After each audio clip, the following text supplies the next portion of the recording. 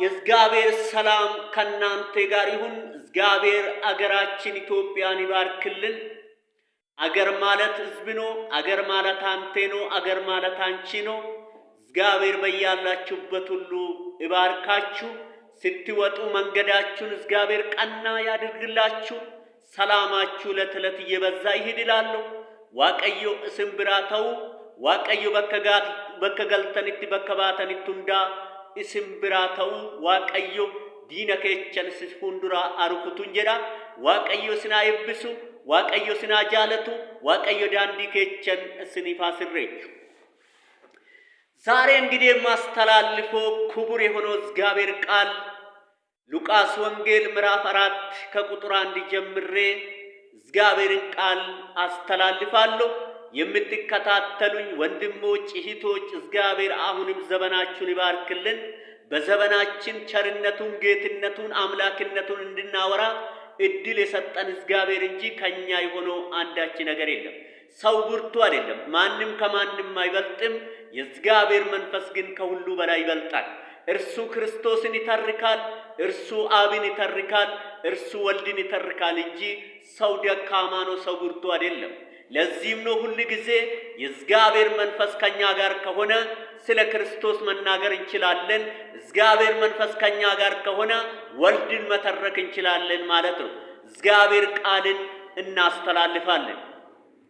እንግዲህ ሉቃስ ወንጌል ምዕራፍ 4 ላይ ከቁጥር 1 ጀምሮ ይሄ ቃል እንዲህ ይላል። በጌታዬ በኢየሱስ ክርስቶስ ስም ይሄ ቃል አነባለሁ።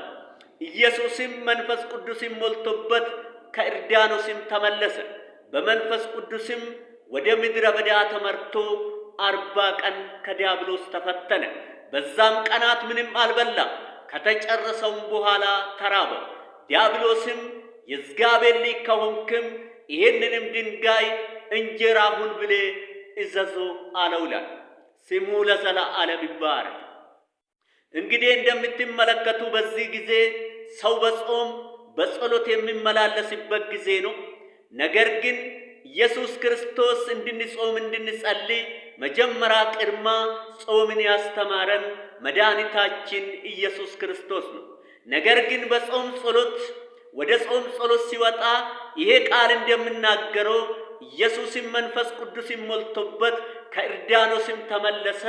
በመንፈስ ቅዱስም ወደ ምድረ በዳ ተመርቶ 40 ቀን ከዲያብሎስ ተፈተነ። በዛም ቀናት ምንም አልበላም። ከተጨረሰውም በኋላ ተራበው። ዲያብሎስም የእግዚአብሔር ልጅ ከሆንክም ይህንንም ድንጋይ እንጀራ ሁን ብለህ እዘዞ አለው ይላል። ስሙ ለዘለዓለም ይባረክ። የምትጾም ከሆነ ወንድሜ ሆይ፣ የምትጾሚ ከሆነ እህቴ ሆይ ፈተና አለ። ጾም ጸሎት ላይ ድሎት የለም። ጾም ጸሎት ላይ ምቾት የለም። ጾም ጸሎት ላይ ጠላት አይገዳደረኝም አይባልም። ምክንያቱም ኢየሱስ ክርስቶስ 40 ቀን 40 ሌሊት ጾሞ ወደ ምድረ በዳ ሲወጣ የገጠመው ቢፌ አይደለም፣ የገጠመው ፈተና ነው። የገጠመው ዲያብሎስ ይዞ የቀረበው ፈተና ነው። ስሙ ለዘለዓለም ይባረክ። ጂን አጋጣሚ አግኝቻለሁ፣ ሪቦታል፣ ስለዚህ አሁን ፈትኜ መጣል እችላለሁ ብሎ ነው ወደ ክርስቶስ የቀረበው ማለት ነው። ዛሬም ስትጾሚ ስትጸልይ እህቴና ወንድሜ ሆይ ፈተና አለ። ፈተናውን ግን በድል ታልፋለህ። ፈተናን ግን እግዚአብሔር ባስቀመጠልን ቃል እናሸንፈዋለን ማለት ነው። ስሙ ለዘለዓለም ይባረክ። ከዛ በኋላ ወደ ምድረ በዳ ሲወጣ ይዞ የቀረበው ፈተና ነው። የእግዚአብሔር ልጅ ከሆንክ ይህንን ድንጋይ ወደ ዳቦ ቀይርና ይህንን ድንጋይ እንጀራ አርግና አሳየኛል። የእግዚአብሔር ልጅ መሆኔን የሚመሰክርልህ ይሄን ነገር ስታደርግ ብቻ ነው ብሎ ሲናገር እንመለከታለን። ወንድሜና እህቴ ዛሬም በጾምና በጸሎት ትመላለሳለህ። መጾምና መጸለይ እግዚአብሔር ፊት መፈለግ ክርስቶስ ነው ያስተማረን። እርሱ ነው ጾምን ያሳየን።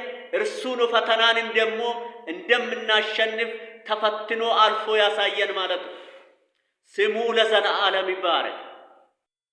ከዛ በኋላ የእግዚአብሔር ልጅ ከሆንክ ይህንንም ድንጋይ እንጀራ ሁን ብለህ እዘዞ አለው። ኢየሱስም ሰው በእግዚአብሔር ቃል ሁሉ እንጂ በእንጀራ ብቻ አይኖርም ተብሎ ተጽፏል ብሎ መለሰለት ይላል። ሰው በእግዚአብሔር ቃል ሁሉ እንጂ በእንጀራ ብቻ አይኖርም ተብሎ መለሰለት ይላል። ስሙ ለዘለዓለም ይባረክ። ዛሬ ፈታኙ ሲመጣ ይሄ ቃል ተቀምጦልናል። ይሄ ቃል እግዚአብሔር አስቀምጦልናል። ልናሸንፍ እንጂ ልንሸነፍ አንችልም። በዲያብሎስ እንጾማለን፣ እንጸላለን። የዲያብሎስን ክንድ የዲያብሎስን ኃይል ግን በዚህ ቃል እናፈርሰዋለን።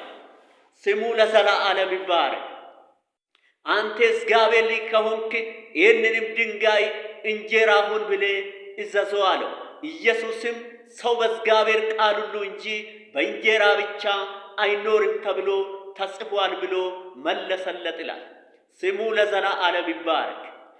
ሰው በእግዚአብሔር ቃል ሁሉ እንጂ በእንጀራ ብቻ አይኖርም ተብሎ ተጽፏል ብሎ መለሰለት።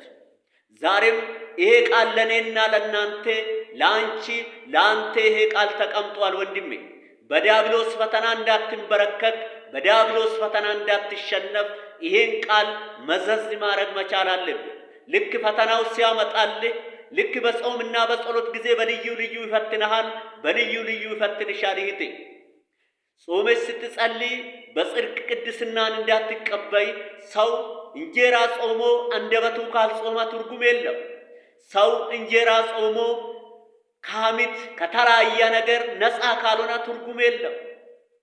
ዲያብሎስ ደግሞ የሚዋጋ ወይንም ደግሞ የሚፈትንሽ በዚህ ነው።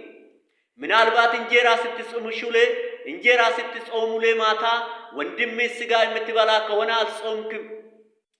ምናልባት ቀን ሁሉ ስትጾሙሌ እግዚአብሔር ፊት ስትፈልጉሌ በተለያየ ነገር በጥላቻ በጎረቤት በአካባቢ ላይ ብትገለጥ ምንም ትርጉም የለም።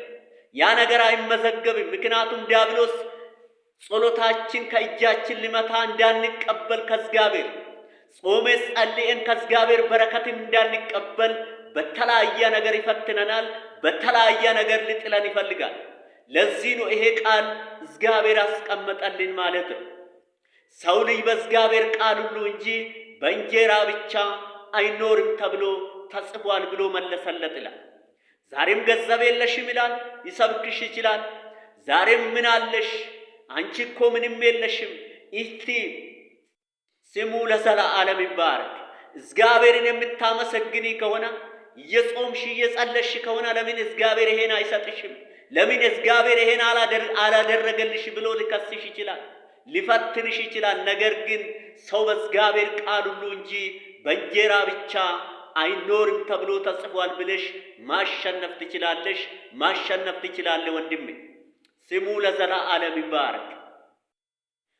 እግዚአብሔር ሁሌም ቃሉን ያስቀመጠልን እኛ በዲያብሎስ ፈተና እንዳንሸነፍ በዚህ ምድር ላይ እንፈተናለን። ፈተናውን ግን በድል እንድናልፍ እግዚአብሔር ቃሉን አስቀምጦልናል። ለዚህ ነው ሁል ጊዜ ስትጾሙ ስትጸልዩ በእግዚአብሔር ቃል እንዲሁም እግዚአብሔርን ቃል እያስቀደማችሁ የእግዚአብሔር ቃል የዲያብሎስን አናት ስለሚመታ፣ የእግዚአብሔር ቃል የዲያብሎስን አናት ስለሚያፈርስ የእግዚአብሔርን ቃል ሁል ጊዜ ማስቀደም አለብን። ጌታችን መድኃኒታችን ኢየሱስ ክርስቶስ በቃል ነው ያሸነፈው፣ በቃል ነው ድል የነሳው፣ በቃል ነው ዲያብሎስን ያዋረደው፣ በቃል ነው አንገቱን ያስደፋው። ሰው ልጅ በእግዚአብሔር ቃል ሁሉ እንጂ በእንጀራ ብቻ አይኖርም ተብሎ ተጽፏል ብሎ መለሰለት ይላል። ስሙ ለዘለዓለም ይባረክ። እግዚአብሔር ዘመናችሁን እባርክልን። ጾም ጸሎት መልካም ነው። ነገር ግን የዲያብሎስ ሸንገላ አውቀን የዲያብሎስ ፈተና አውቀን እንድናሸንፈው እግዚአብሔር ቃሉን አስቀምጦልናል። ይሄን ቃል እንድትጠቀሙ አደራ ይላችኋለሁ። ሉቃስ ወንጌል ምዕራፍ 4 ከቁጥር 1 ጀምራችሁ ይሄን ቃል መመልከት ትችላላችሁ። እግዚአብሔር ከናንተ ጋር ይሁን። አገራችን ኢትዮጵያን እግዚአብሔር ይባርክልን። ዘመናችሁ ሁሉ እግዚአብሔርን በመፍራት ይለቅ። እግዚአብሔር ከናንተ ጋር ይሁን። ዋቀዮ እስና ይብሱ ነገኝ ከቸን አመለ ስኒፋ ባየቱ ዋቀዮ ፈያደን ዋቀዮ ጃለነ ነማቲን ዋቀዮ ቤኩማን እስና ይብሱን ጀዳ ና ይብፈማ ገለቶማ